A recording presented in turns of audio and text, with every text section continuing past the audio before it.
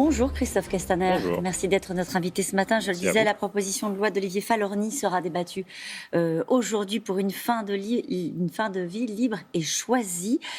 Déjà sur le fond, est-ce que vous êtes favorable avec le contenu de ce texte? Est-ce que vous pensez qu'il faut changer la loi en la matière? D'abord, c'est un sujet qui touche à l'intime, à chacun, par nos expériences, par nos vécus, par des épreuves que l'on a pu subir. C'est pour ça que je vous pose la question à vous. Oui, je vais vous répondre, et par des angoisses que l'on a tous face à ce moment, à ce rendez-vous d'une vie avec la mort. Et je pense qu'il est profondément humain, lorsque la maladie nous gagne, de pouvoir choisir le moment où, quand la maladie semble plus forte, on veut regarder la mort en face. Et donc je pense que ce texte est utile, il est nécessaire, et que ce débat, nous devons l'avoir. Utile et nécessaire dans une proposition de loi, c'est ça le sujet. C'est pour ça aussi qu'on en parle ce matin, c'est sur la méthode, avec donc 5 députés LR qui assument une obstruction parlementaire car ils ne veulent pas d'une proposition de loi à la va-vite sur un sujet, comme vous le disiez à l'instant, qui nous touche tous et qui doit peut-être prendre le temps d'être débattu. Oui, moi j'ai envie d'être positif, de ne pas forcément geindre d'une obstruction manifeste organisée par quelques-uns, mais de se dire qu'on est sur un premier moment, un moment de débat national qui doit se poursuivre et qui doit se poursuivre, je le disais, c'est à la fois l'intime et donc c'est tous les Français. Et ce débat, nous devons faire en sorte qu'il se poursuive avec tous les Français. Comment ? J'ai en tête que, par exemple, toutes les grandes mesures sur ces sujets très sensibles qui ont été prises ont souvent été portées par des candidats à la présidence de la République et ensuite mises en œuvre. La peine de mort par François Mitterrand, le mariage pour tous par François Hollande et d'autres exemples pendant le quinquennat, le septennat de Valéry Giscard d'Estaing par exemple. Et donc je pense que, y compris la campagne présidentielle, sera un moment de rencontre avec les Français sur ce sujet-là. Et peut-être que nous aurons la force aussi de trouver dans le peuple français la façon de ne pas stigmatiser, de ne pas opposer. On sait bien que même si c'est une part minoritaire, il y a des gens, souvent pour des raisons religieuses, chez les catholiques en particulier, où ça heurte, et ça heurte profondément de parler de ce sujet. Faisons-le, mais de façon la plus apaisée possible. Vous donnez rendez-vous, y compris aux parlementaires de la majorité, qui étaient très enthousiastes à l'idée de légiférer et d'avancer sur ce sujet-là. Vous dites que le gouvernement ne remettra pas à l'ordre du jour, avant la fin du quinquennat, un projet de loi sur ce sujet-là. Vous dites qu'il faut en débattre pendant la présidentielle. Je pense que sur les sujets sociétaux, il faut de toute façon profiter de ces moments un peu uniques, cette rencontre entre un homme et le peuple français, pour aborder ces sujets-là. Mais je ne suis pas en train de vous annoncer. Proposition de loi ? Parce que ce débat, au fond, a besoin aussi d'être porté dans toute la nation, auprès de chacune et chacun. Et je pense que c'est un rendez-vous unique, une campagne présidentielle. Mais je ne suis pas en train de vous dire ce que fera le gouvernement ou pas. Oui. Je ne suis pas le gouvernement. Est-ce que vous souhaitez, vous ? Je pense que ce débat doit être porté sur tous les fronts. Le front parlementaire, ça débute aujourd'hui, c'est le début d'un chemin. Ça se poursuivra peut-être au Sénat. Et au-delà de la stratégie d'obstruction de la journée, c'est un sujet dont nous nous emparons et nous allons continuer à faire vivre ce débat. Un projet de loi porté par le gouvernement, c'est une option que vous défendez, que vous allez pousser dans les semaines qui viennent ? Ou est-ce que, on peut le dire comme ça, on n'a plus le temps ?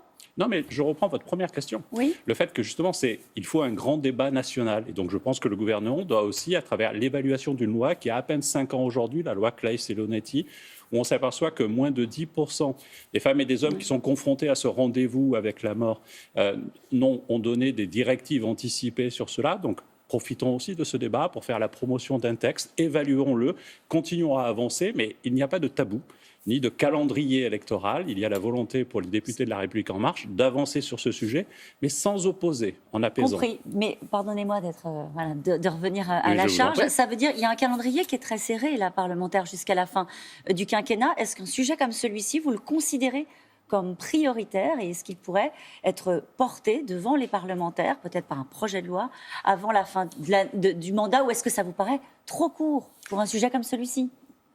D'abord, il y a le temps de la navette parlementaire, c'est long, etc. Moi, je pense que le débat, il est posé. Et il est posé, il traverse la société française. Si le gouvernement voulait l'inscrire, et je me suis fait écho d'une demande de mon groupe sur ce sujet, je serai évidemment aux côtés du gouvernement pour porter ce débat-là politiquement. On trouverait le temps et en même temps, ça veut dire faire des choix. Moi, dans la prochaine niche de mon groupe, par exemple, j'ai souhaité que le premier texte que nous étudions dans la prochaine niche, c'est sur l'égalité économique entre les femmes et les hommes. C'est une loi qui sera unique en Europe et peut-être même dans le monde, où on mettra des quotas de présence féminine dans les états-majors et dans les directions de nos sociétés de plus de 1000 emplois. Qu'est-ce qu'on fait ? On la supprime, on en met une autre ? C'est toujours un choix extrêmement difficile. Vous en avez déjà parlé avec le président ?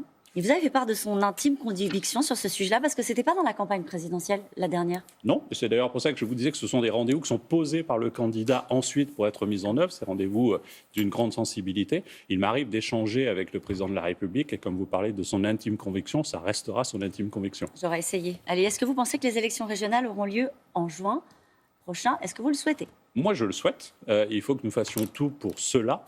Mais vous savez, ceux qui organisent les élections, ce sont non pas les candidats, les partis politiques ou les présidents de groupe, ce sont les maires dans notre pays. Je l'ai été pendant de longues années dans ma commune de Forcalquier, dans les Alpes-de-Haute-Provence, et je sais la difficulté de l'exercice. Donc je souhaite qu'elles aient lieu, mais je souhaite surtout qu'on prenne aussi l'écho et l'écoute des maires de France pour voir s'ils se sentent en capacité d'organiser les élections dans des conditions sanitaires qui protègent les Français. Le 6 avril 2016, Emmanuel Macron lançait En Marche pour conquérir la présidentielle. 5 ans après, vous n'avez pas franchement réinventé la manière de faire de la politique à La République En Marche. Est-ce que c'est l'un de vos regrets ?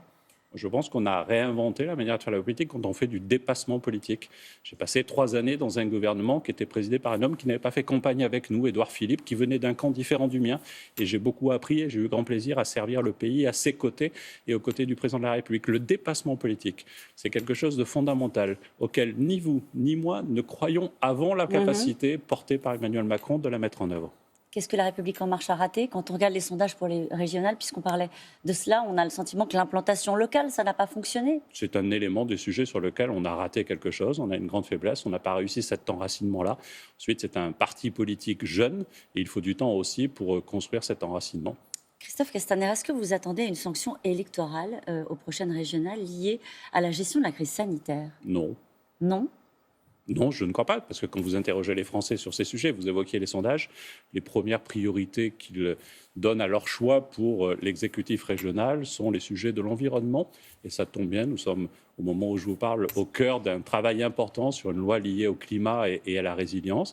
Et puis ensuite, ils mettent la question de la sécurité. Ils ne mettent pas la question de la gestion de la crise sanitaire parmi les premières raisons. Vous pensez que ça n'aura pas pris sur l'humeur du pays pour les prochaines échéances, savoir les régionales ou même la présidentielle? Je pense que les Français ne sont pas totalement idiots et qui savent que le cas de travail que mène l'État avec les collectivités locales a sa force et a des faiblesses. Et ils pensent objectivement que ceux qui aujourd'hui passent leur temps à donner des leçons souvent contradictoires par rapport à ce qu'ils ont déclaré la veille ne feraient certainement pas mieux que ceux qu'ils passent leur temps à condamner. Vous savez, il faut faire confiance aux Français. Moi, je fais confiance aux Français. Un mot sur Édouard Philippe.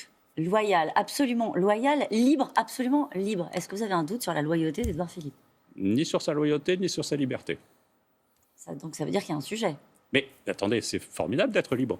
Ouais. Je me sens beaucoup plus libre aujourd'hui dans mes responsabilités politiques que quand j'étais ministre de l'Intérieur à Beauvau, avec les contraintes et la charge que cela impose. Ouais. Et donc il revendique à la fois sa loyauté, à la fois sa liberté. J'ai échangé encore avec lui hier soir. Mais non, parce que je ne lui pose même pas ce genre de questions. Vous savez, ce sont des questions qui font vivre le microcosme journalistique. Mais je suis convaincu que les Français seront plus impatients de lire son livre que de savoir le commentaire que je ferai sur telle ou telle de ses phrases. La question qui est posée, c'est est-ce que sa liberté l'emportera sur sa loyauté? Mais la liberté, c'est aussi celle qu'il a eue de rejoindre Emmanuel Macron alors qu'il appartenait à un autre camp politique. Et je pense qu'il a trouvé avec Emmanuel Macron, avec le dépassement politique dont je vous parlais, ce que moi j'ai trouvé aussi en rejoignant Emmanuel Macron, c'est la forme de liberté. D'arrêter de se poser la question quand quelqu'un vient vous parler d'une idée, de savoir s'il est de droite ou s'il est de gauche pour savoir si son idée elle est bonne ou pas. Non, l'idée elle est bonne ou elle n'est pas bonne. Il y a encore de droite et de gauche, Emmanuel Macron? Mais je pense que c'est la politique que nous devons mener parce que les Français sont de droite, de gauche, du centre et ils attendent de nous surtout des résultats et de la protection. Merci beaucoup, Merci. Christophe Castaner. C'était à vous, Laurent.